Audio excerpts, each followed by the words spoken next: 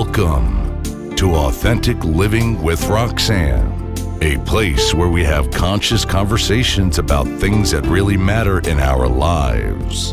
And now here's your host, Roxanne Derhodge.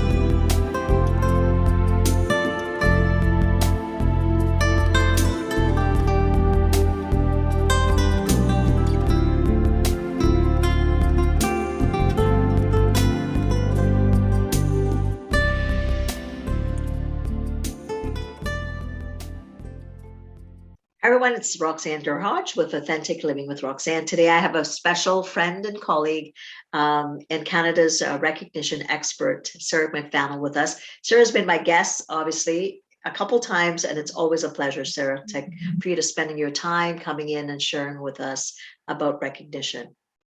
Thank you. Well, any opportunity to talk about authentic leadership and how recognition is a key connection to that, I'm game. So thank you for having me on again.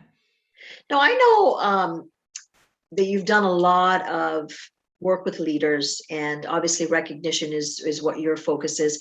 Let's talk a little bit about the connection between kind of authenticity and in leadership or in leadership teams, and how that translates down into kind of recognition and the strategies that companies kind of might utilize. So tell me kind of what you see out there, and so that the listeners can understand what's happening out there pulse-wise in organizations.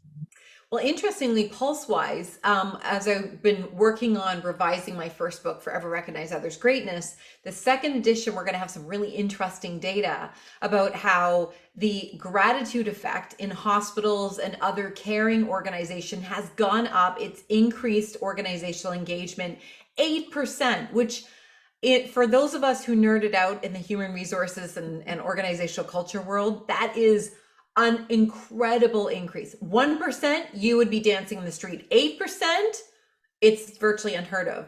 And part of it is because that organizations are authentically demonstrating appreciation. Now, the verdict's still out if this is sustained, if it's continuing. I'm sure we could ask folks in these organizations if they still would answer the same way. And of course, by the time they do the study, the survey again in a year or two, we'll see if that has maintained and withstood the test of time. When you drill down and you ask leaders in those organizations, what are you doing differently? What are you really focusing on? It's connecting with each individual as often as they can. They're checking in. How are you doing? They're checking up. Is there anything that you need from us? And especially in caring professions where they're overwhelmed and burdened in COVID, you think, who is the time for that? There's just an intuitive knowing, isn't there, Roxanne, that when people are struggling, that is when we need to put them first, and the task list has to come second. And that's what we're seeing right now. That's the latest trend about the increase of recognition and the relationship directly to how leaders are showing up right now. I just really hope it sustains this way.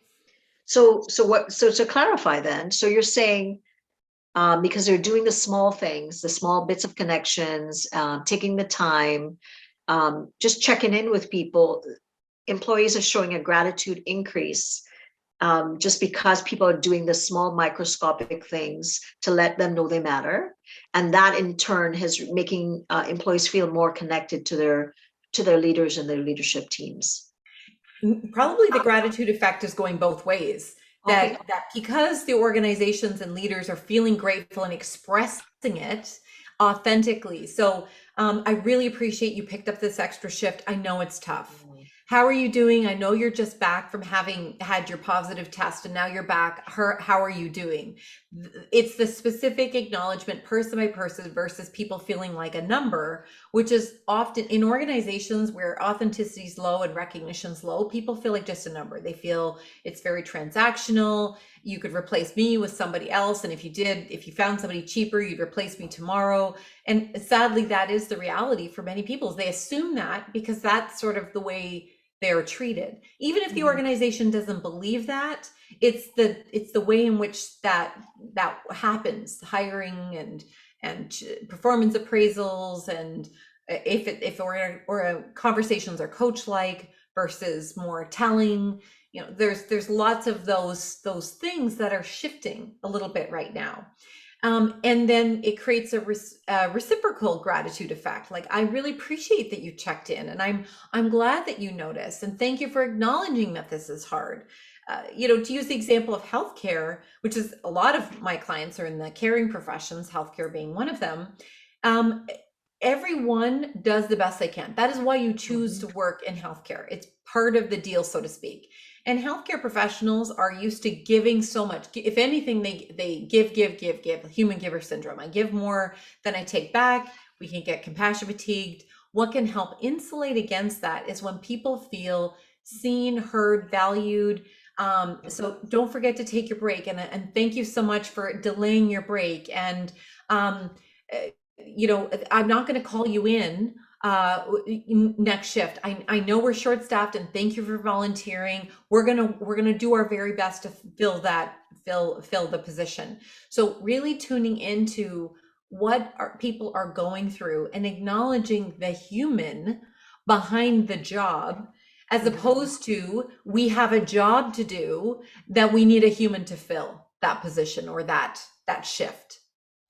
Well, that's pretty impressive because in coaching a couple of nurses and senior leaders in hospitals, a lot of them are saying, and I don't know, this is interesting because they're saying that they're holding their breath, like because they are so overworked, and if they call in sick, they really don't want to leave their peers kind of in the lurch, right? So it's interesting that somewhere in there, and we know we've been at this, I've lost count now, 18 months, 19 months into this, that, somehow we're recognized as human beings. This is like an anomaly, period. None of us have been through this again. There's no template for this. That somewhere in there, the element of, I'm going to just show my humanness to someone else, right? Because the level of grief that everybody's under, and then you I would say you can multiply it by 100 when you go into the hospital environment. Everybody's feeling it.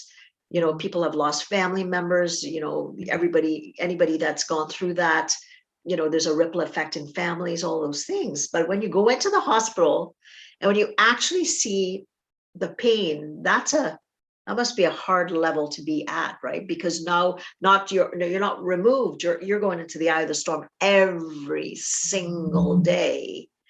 And that's a tough place to be. And so it's nice to know that that's happening overall. And to your point, I hope that it continues, because yes, we stepped up through this time, but we really need to keep those positives, because what a nice thing to feel like I'm being validated just because of who I am. And it is possible by the time people listen to this recording that is not going to be people's lived experience, because the data, of course, is lagged. That I'm quoting data that was analyzed from data that was collected probably a year ago now. It was analyzed a few months ago as I'm writing my manuscript, and here we are. So there's always a lag time in data. We can never. Right. It's very challenging to say this is the pulse in this industry today. Yeah. But I can tell you, though, if we look at this from a micro lesson perspective, is that when leaders stepped up when people needed it most, and they tried to see that what individuals needed, it worked, not just in that moment, I'm sure, to help that individual. People noticed. Individuals, they expressed it by the time they went and they did their engagement survey, thinking about what is it like around here right now. And we have a recency bias. All of us humans have recency biases. So really, when you're doing the engagement survey, it's about what has been happening lately. As much as we'd like to believe we're measuring the last year or 2 years, whatever, since it's been the last survey, it really is the recency effect. So what is really happening in the last couple of months, and how have I experienced my manager, my colleagues, my workplace, my workload, my health and safety, and so forth, all the drivers related to engagement. People have noticed that when they've been surveyed, that when there was the greatest need for empathy, for compassion, for understanding, we were able to rise to the challenge of connecting on a human to human level. Why I say to you, Roxanne, I think you echoed this, is where we hope this continues, is we weren't any less human before COVID. We weren't any less human or more human during it. We're certainly not now. We're not going to be less human later. It's just we get, sometimes it takes these experiences for us to remember the things that have existed all along that are really fundamental. I know you and I both connect on the level of how are people able to do their best work, innovate, contribute meaningfully to the team environment, offer or be willing to be promoted despite the fact it could be greater spotlight on them or pressure for maybe not that much more money. There's a lot of things that the stakes are really high. And it's in a lot of industries, it's easier to be one of the crowd. Healthcare and insurance and in education, it's a lot easier to be one of many who do a great job, and you can make a direct impact. This is what you studied to do. This is what you're good at. For people to step into leadership out of something they know into something that they don't know as well, and into something that's more visible and with less job security, then it's usually for other reasons. Yes, of course, there can be ego and money and all of those other things. And it's likely also to try to make an impact. It just may be a little bit of a different one. So we want to capitalize on those authentic leaders, those truly human leaders. And we need it because we're in the midst of what we're now calling the Great Resignation. And this is across industries. People are leaving their jobs, they're leaving their field, they're going down to part-time. A lot of folks are, my family doctor retired during COVID and he's 60-something. So this is where I'm doing most of my speaking, is for those authentic leaders still in the audience, really wanting to hold on to their peers. If they're an executive group like the one I'm speaking for a little bit later this week, they wanting to hold on to their middle managers about how important they are. And they want to hold on to their staff and not just keep them. They want to keep them inspired and motivated and feel appreciated, regardless of the context and the circumstance. So recognition is really the easiest way. We just have to deliver it in a way that is authentic. Good job. It needs to be wiped out of our vocabulary because it has become artificial. That's why Employee of the Month doesn't work. That's why sometimes even in organizations with a long tenure, such as a hospital or a teaching organization, the long service awards, that appreciating people based on tenure, although you don't want to necessarily get rid of them if you truly have a long tenured organization, it doesn't have an authentic feel to it. If you show up to a virtual or in non-COVID live dinner and you just walk across the stage and your name is read. Well, what about the employee who's been there 30 years? Somebody should say something about them, put their picture up on the slide, share silly moments, let them share a speech if they want to. We don't leverage these opportunities to authentically acknowledge the people that contribute so much, whether you've been there 5 months, 5 years, or 35 years. It's a little bit of a soapbox. Can you tell I'm a tiny bit passionate about authentic recognition? A wee bit, just a wee bit. Just a little bit, yeah. So let's talk about the innovative ways that you've seen leaders showed their authenticity through this time, because I'm sure you kind of get perceived a certain way as a leader. And I know there's a lot of phenomenal leaders. I know I was so fortunate that you introduced me to some fantastic, authentic leaders that I was able to interview for the book. So tell me about what you've seen with these authentic leaders through, not just through COVID. I'm sure they had a certain amount, but they had to ramp, they just, it was exponential. What kind of things did you see that they did different with recognition through this time that made people feel like, I'm valuable, I'm important? Yeah. Well, one is keep your program. Don't just, abandon it and say, well, when we're all back in the office or when it's a more convenient time, we'll do it. I-24 Call Management Solutions out of Montreal, Canada. Their owner, Gary Blair, third generation ownership. So, not dialing it in, that's for sure. He is still actively building, growing, supporting the staff in his business. And they actually have a chief engagement officer, right? Hilt. So you can tell this is the kind of passion this organization has if you have a chief engagement officer. What they have a really strong paper-based recognition program, or at least before COVID, when there were 100% bricks and mortar in the same building, that worked brilliantly. You write down a note, you post it on the board, you can hand it to your colleague, give it to their boss, who can read it to them. It all worked great. It was very well utilized. It was normally high turnover industry, and they have the double challenge of needing people in English and French. So a bilingual, high turnover industry, that's a really tough, that's where your culture really needs to be authentic. Well, when they all had to, because it was a hotspot for COVID at the beginning in Canada, in that city, they had to all go virtual very quickly. So they went to the organization that does a lot of their computer tech systems for their communications. And they said, like, is there a way of taking this, they call it WOW, their WOW board and WOW awards, and move it virtually? And they did that very, very quickly. And so it didn't break the habit of peer-to-peer recognition, leader to staff, and staff to leader recognition.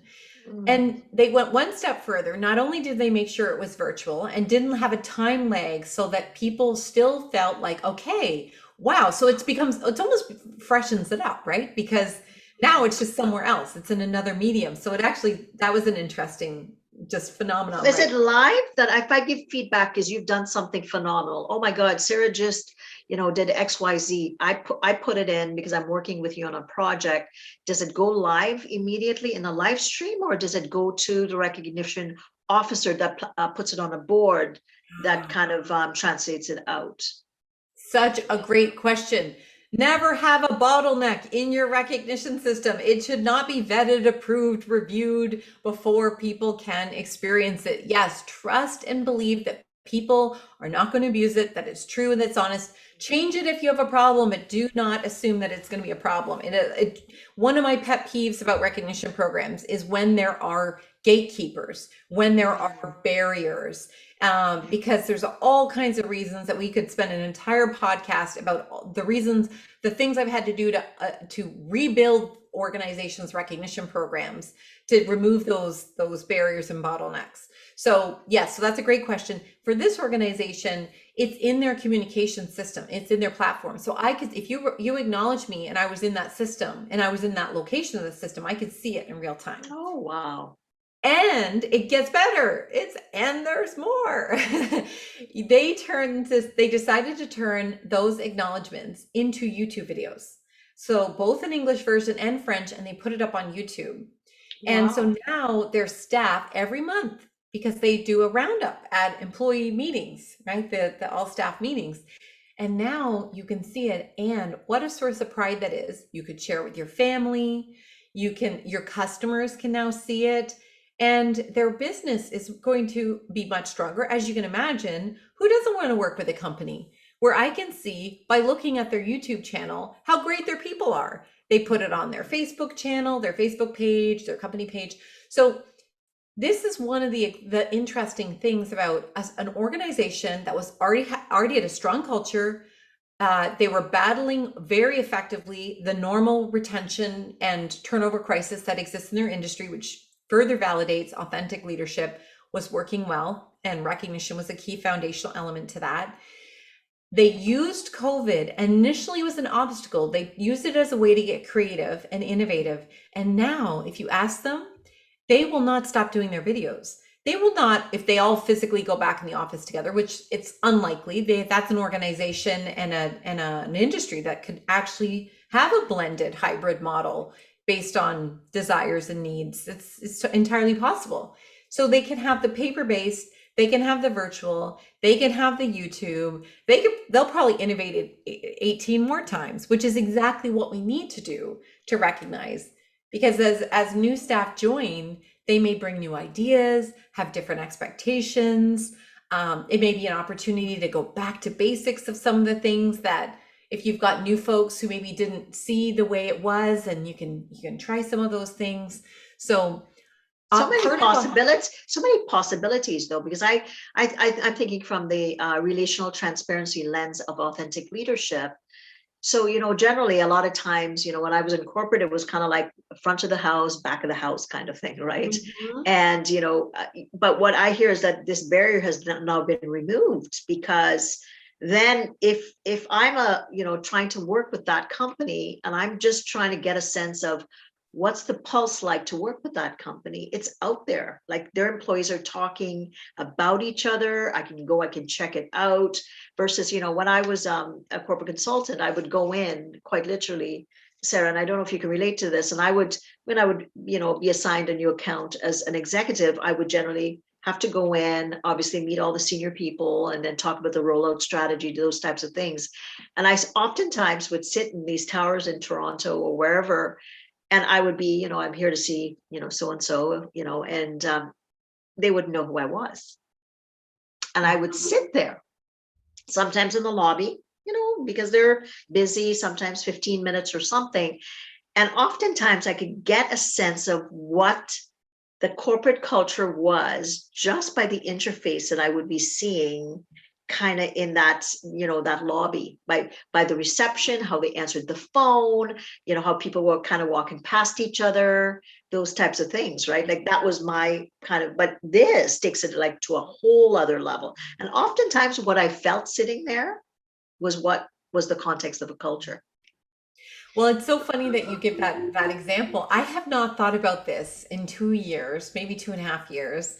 Henry Schein, which is a company, I believe they make dental equipment and products. Yes. You know them. So Yes.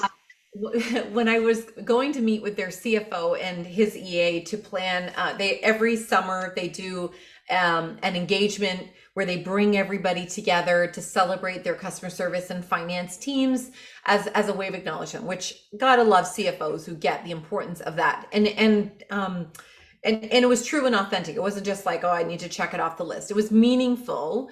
Glenn and Sherry, I'll never forget Glenn CFO, Sherry, his amazing EA. What a dynamo team. So as I'm going in there and I'm going to signing in, I'm looking around and everybody's dressed in rock and roll outfits.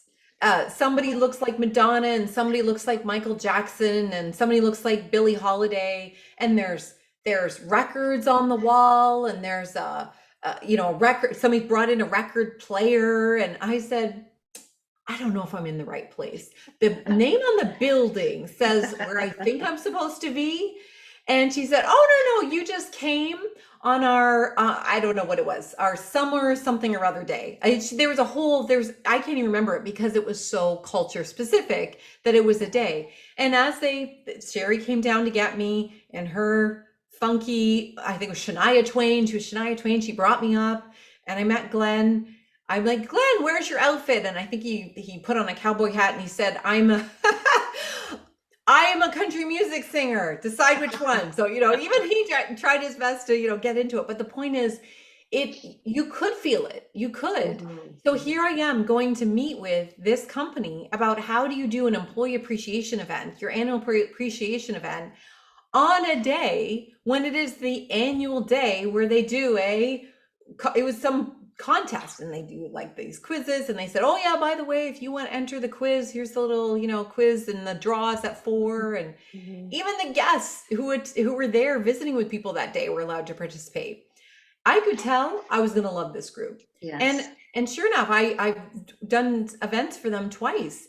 It's an amazing group. So what we do and how we do it speaks volumes. And you're right, it's so visible that people can see it when they come to the front lobby. People can hear it on the other end of the phone. People can tell when you apply for a job there. So many invisible cultural indicators that we need people who with fresh eyes to tell us that there's an inauthenticity match here. Because we may not see, you can't see the label from inside the jar. So yeah, go and be like a beginner's mind, right? Go sit in your own lobby. Go go sit in your own waiting room. Not that we should have waiting rooms, but that's a whole other issue. Go, make a phone call to your own company and see what happens. Yes. Study what the experience is like for other employees and your customers and the people you serve. Right, because it's like, what do you call it? What's it called? The invisible shopper, or the what is that Oh term? yeah. Oh, the secret shopper. Secret shopper kind of thing, right? Like, because really, and what would happen to me is, because oftentimes I'd have to deal with lots of levels of leadership, all the way to the front line, because we would be rolling it out to the front line. It was a confidential service. We'd be seeing trends that was happening. So I would, go. For instance, I dealt with the light union for the theaters in Toronto. So guess what they did, right? So they took me behind the scenes about 10 minutes before production to see The Lion King. So here I am, and they said, we want you to see it through the eyes of what we go through. And I said, oh boy, this is going to be fun. I get to see The Lion King, but I get to see it behind the scenes. Sarah, the most amazing experience, because it really showed me how to look at it from the lens of perfection, what they had to create. And my challenge was, we'd like you to count how many mistakes you see. So I'm like, all right then. So I'm right on. I'm like, got my eagle eyes out. I did not count once. There was 35 glitches, and I did not see one. Because they're so quick at problem solving and fixing. They reconstructed computers behind the scenes that could have affected things.